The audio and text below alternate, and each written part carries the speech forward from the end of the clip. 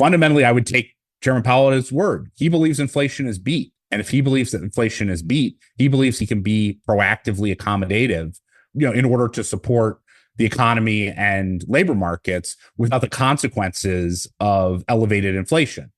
Right. And if that's the case, then a proactive easing reaction function makes a lot of sense. But I think that's the basic sticking point, which is that he sees inflation as beat. And I think those folks like myself look at what's going on and say, probably not. And if anything, being accommodative makes it less likely that inflation is beat ahead rather than more likely.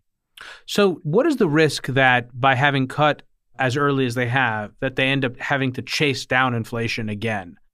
Yeah, I think the answer is like, if you cut interest rates into a relatively strong economy in a late cycle environment, if you look back through history, it's pretty clear what typically occurs, which is that you reignite inflationary pressures. Now, I don't think we're going to quickly go the ways of the late 1970s. Is that the precedent for what is happening today? Is that the if we had to reach for a historical example, would that be it? Would it be the Burns Fed? Yeah, I mean, I think that in a less extreme context, right? We are probably not going to have oil prices, rise by several multiples as a consequence of a conflict in the Middle East. We have a conflict, and we've had a conflict. In fact, today it's funny. You and I are talking, and I've gotten so desensitized to these threats by Iran or Hezbollah or whatever. But Iran probably put out a communication to the U.S. government saying, "Hey, we're going to shoot a ballistic missile over, so please shoot it down." Of course, that's not how it comes out in the press, but we are in the midst of a year-long conflict in the Middle East, and it's actually shocking.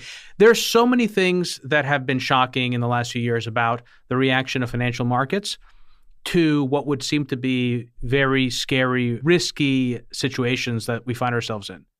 Yeah, that's for sure. And I think from the Fed's perspective, when you look at what's going on and you say, what is sort of the risk scenario, is easing too quickly into an economy that's already relatively strong in a global environment where inflationary pressures are emergent, structural inflationary pressures are emergent, and where global conflict, which, global conflict is inflationary, full stop, for a variety of reasons, both because it hurts deglobalization and also just conflict in general is about creating things and destroying them. And so that all is inflationary.